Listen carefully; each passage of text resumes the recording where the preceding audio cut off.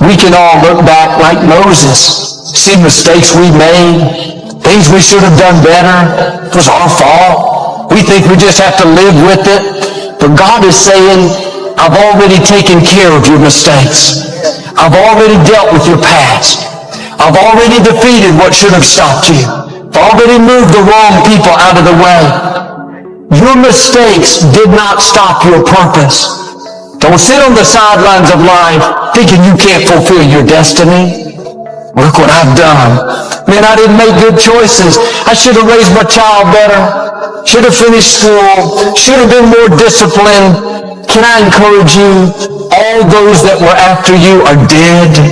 This is a new day. God has forgiven your sins. He has mercy for your mistakes. Nothing you've done has to keep you from your purpose. There is no way you would have made it to this present danger if I hadn't have done what I did yesterday. You wouldn't be blessed to have the problems that you have right now. And you should have known that this problem was no trouble for me, because the only reason I had you bring the scraps, I didn't bring them for you to eat them. I had you bring them so that you would remember where I brought you from and where I am able to take you to. Look, man, if you got something that's been bothering you in your life, get past it. Don't lay that wallowing in your past, man. Your past is back there.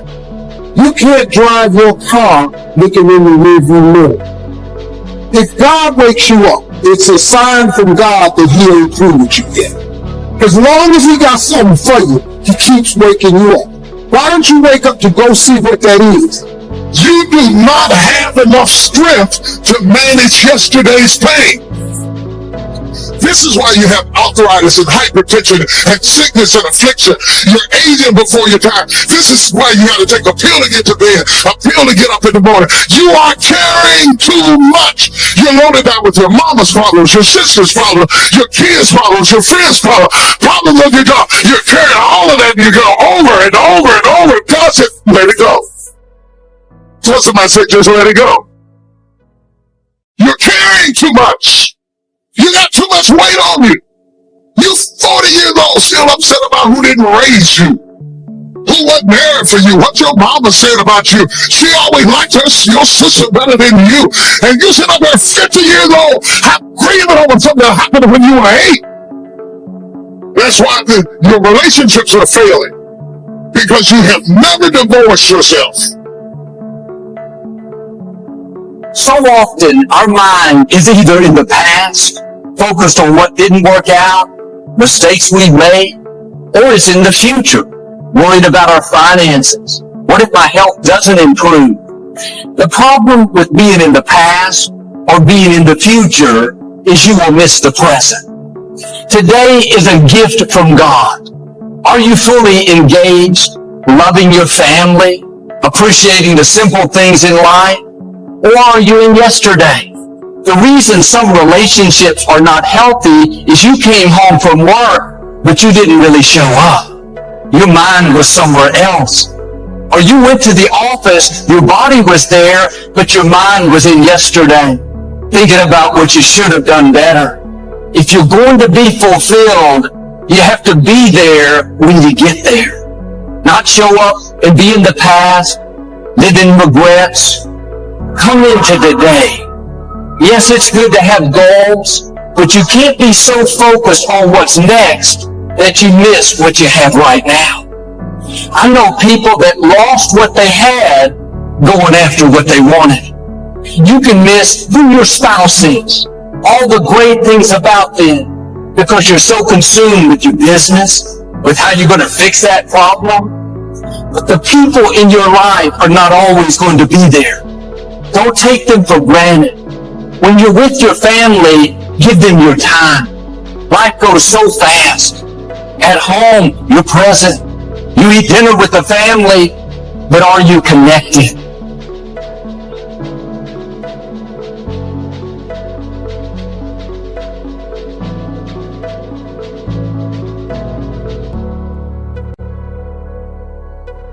Enjoy where you are. Take time for the people God's given you.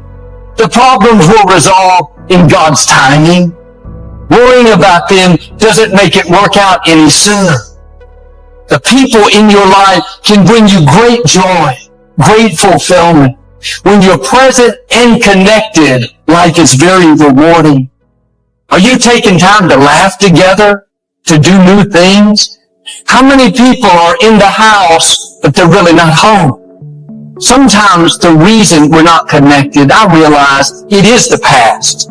Past failures, what they said, how they treated us.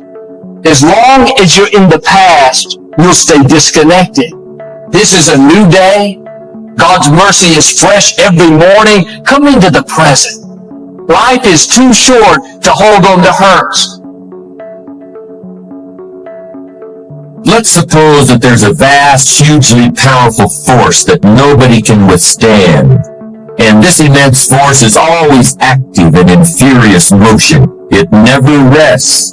It's like a slowly flowing river that can eventually carve the Grand Canyon out of solid rock. But that comparison doesn't really do it justice. The force I'm talking about is much more formidable than any river or ocean or glacier or any other natural phenomenon. Now, in trying to achieve your life's goals, would you prefer to fight against this great force? Would you want to struggle against this mighty power that has all the odds overwhelmingly in its favor? Or would you rather enlist this great power in your cause and make the inevitable work for you instead of against you? Take your time before answering. Think it over. By the way, time is that great power I'm talking about. Time is the mightiest force in the world, or even in the universe. Of course, the answer to the question I posed is very obvious. Why would you ever choose to fight time when you could have time on your side? Who wouldn't want to harness the great river of time that flows through all of life? Why wouldn't you want to use the power of time to generate power in every area of your existence, to turn the turbines of your hopes and dreams, to charge your every aspiration with lightning bolts of electricity? Well, there is only one way to make time work for you, not against you, and that's with patience. No matter who you're in relationship with, no matter how good of a person they are, at times they're going to disappoint you. Focus on their good qualities. Focus on the reasons you fell in love. When you were dating, that person could do no wrong. When Victoria and I were dating, I would go anywhere with her. She could have said, let's go see this electrical plant. I would have gone. It's not what we were doing, it's who I was doing it with. She had my full attention. Over time, life can happen. We face challenges, pressures at work. It's easy to let that press us down. We become sour. We don't enjoy our spouse anymore. We have a list of all the things they've done wrong. The easy way out is to disconnect. God didn't put that person in your life by accident. Don't wait till they're gone till you recognize what you had. Get plugged in. Don't hold grudges. You're a team. Make your partner better. Encourage them. Help them to reach their dreams. All the negative things in the news, it's easy to become sour, heavy. Keep that tension out of your home. Your home should be a place of peace, a place of joy. When your mind is in the past, you can't enjoy the present. When you focus on the hurts, what they said, it's going to keep you from the beauty of this day.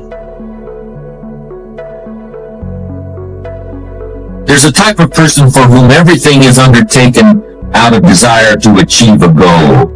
They prepare food in order to eat it, not just for the fun of being in the kitchen. They start a business in order to make money.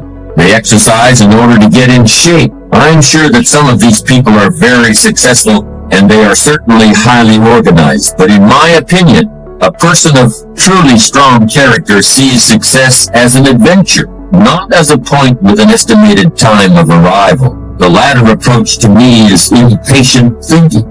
Impatient thinking can lead a person into some very big mistakes. First of all, when you are always looking somewhere else, whether it's down the road or up toward the top of the mountain or off toward the left field fence, where you're hoping to hit that grand slam home run, when you're looking off in the distance like that, you often miss what's under your very own nose. That means the pleasure and fun of living which come in the here and now get overlooked for something that not only isn't here yet, but might never arrive. True patience is more than just a waiting game.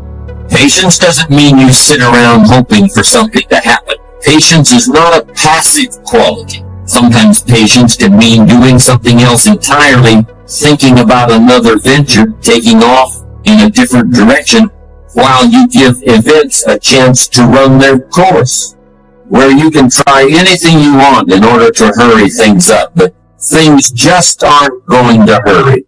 In fact, there's only one thing that will work, and that is patience.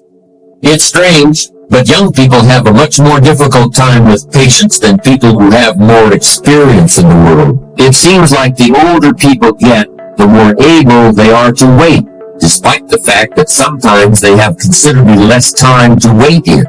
You could argue that older people ought to learn how to act quickly and decisively, while younger people need to learn how to wait. When you're young, you really have just about all the time in the world, and you just can't wait to use it. For a young person to have patience is a rare and powerful thing. How can we explain that impatience of the young? Maybe it's because when you're a teenager, or in your early 20s, 1 year seems like a very long time. 5 years seems like forever, and 10 years is almost more than you could possibly imagine. But more mature individuals can actually look back 10 or 20 or even 30 years, and they can use the knowledge they've gained to create patience and a sense of perspective. At the risk of confusing you, I'm going to make what may sound like a contradictory statement. Here it is. A patient man is always richer than an impatient one, even if the patient man has less money. What do I mean by that statement? Well, riches and wealth can take other forms besides dollars and cents. Okay, that sounds good, so in what sense is the patient man richer? The actual answer is very simple. A patient man is always richer than the impatient one because the patient man can always afford to wait. The patient man is never desperate.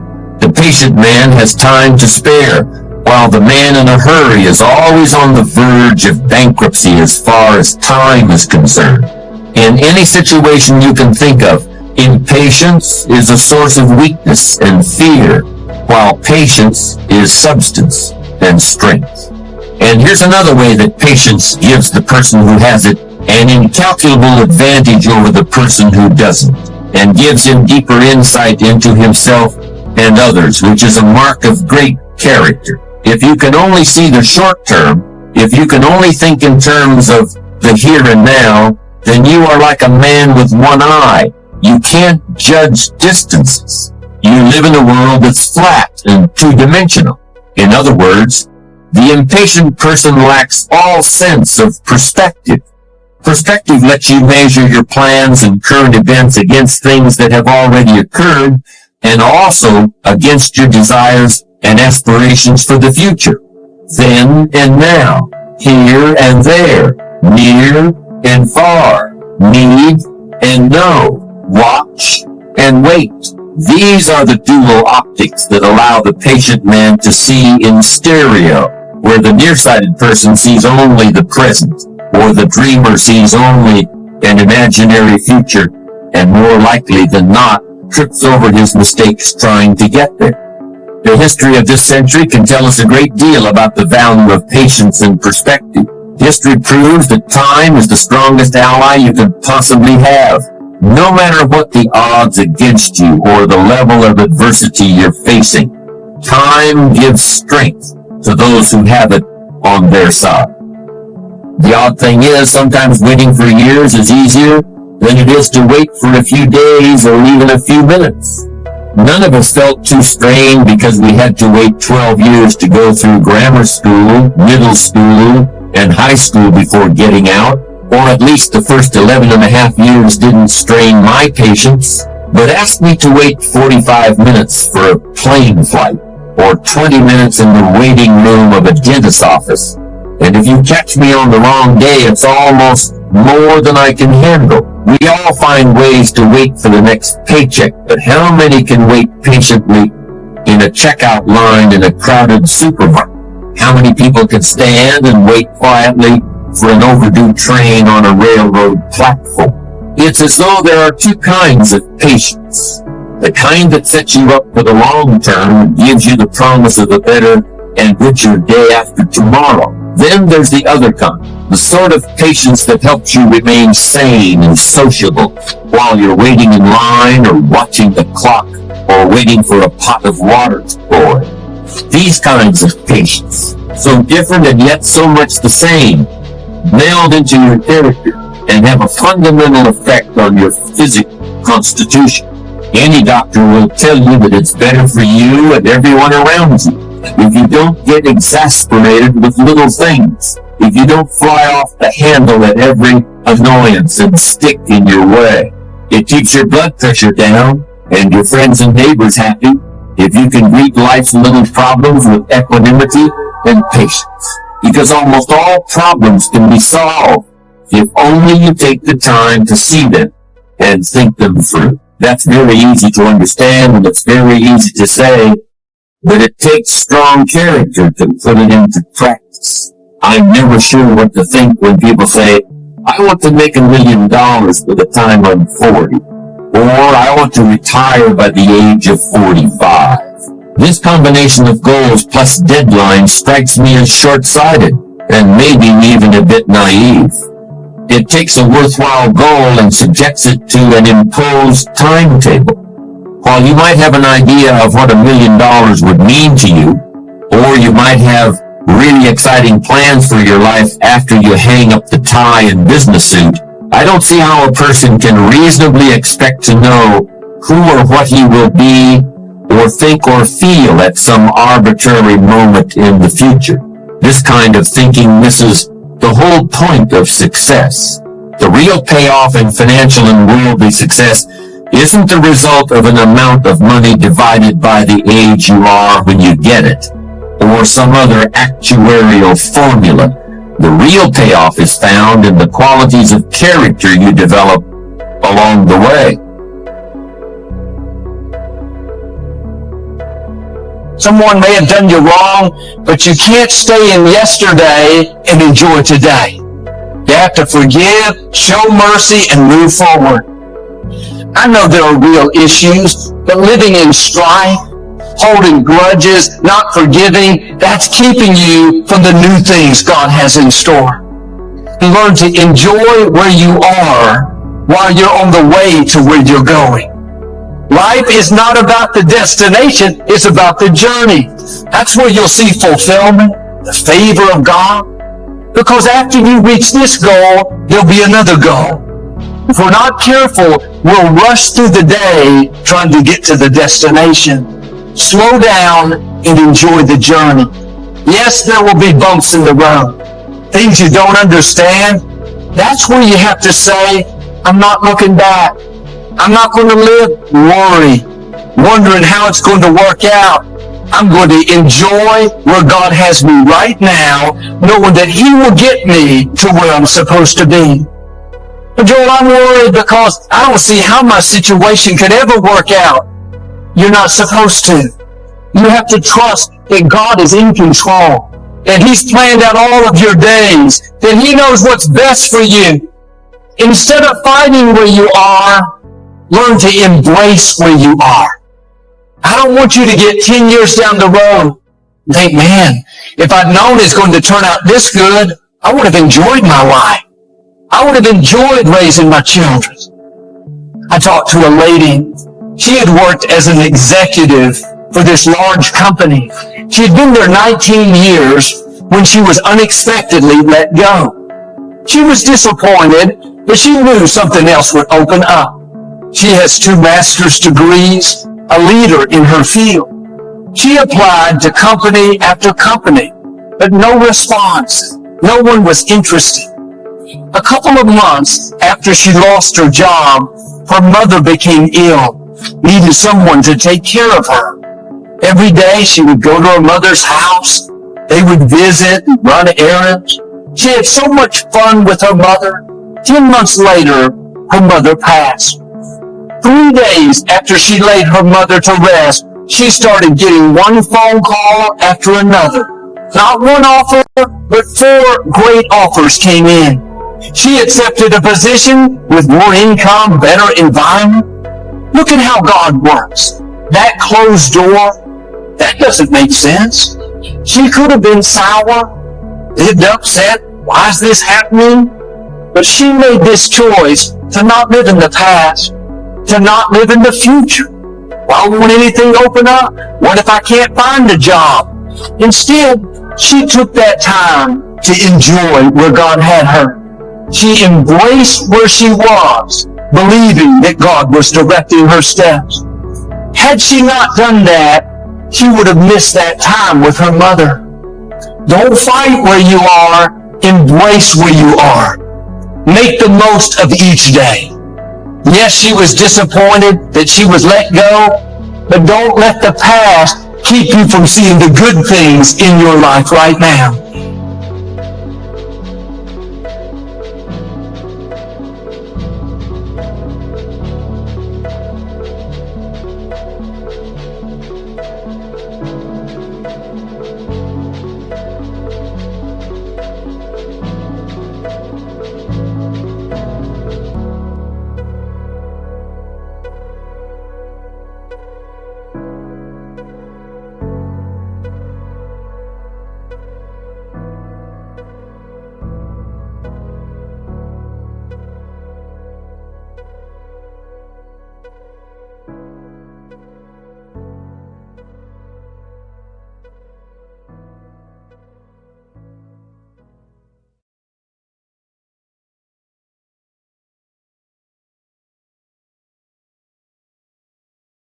Life is a journey filled with ups and downs, challenges and victories.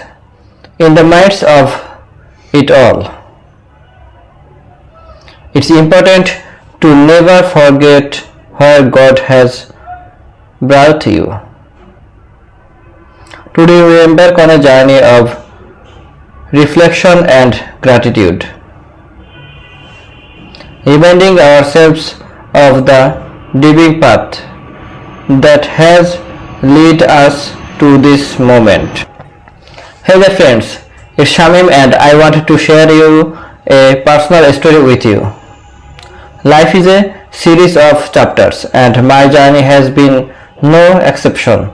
There were times when the road seemed tough and I questioned the direction in which I was heading.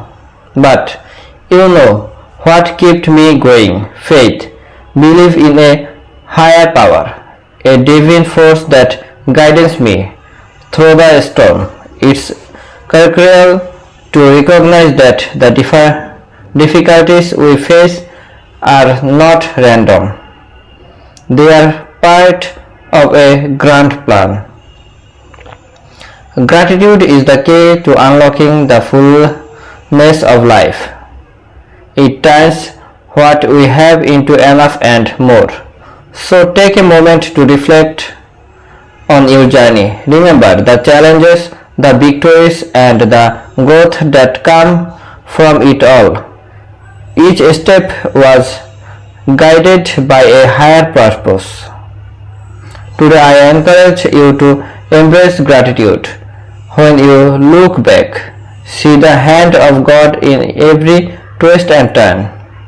The times you thought you were alone, you were carried. The moments of despair were transformed into opportunities for growth.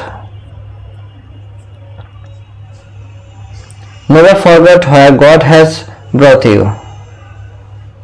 It's not just about the destination, it's about the journey and the lessons learning along the way.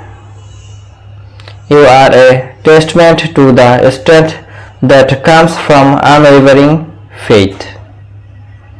As we continue this journey called life, let's wake forward with a heart full of gratitude. Remember, your past is a testament to God's faithfulness, and your future holds the promise of His continued guidance. Never forget where God has brought you, and may your path be illuminated with love, joy, and purpose.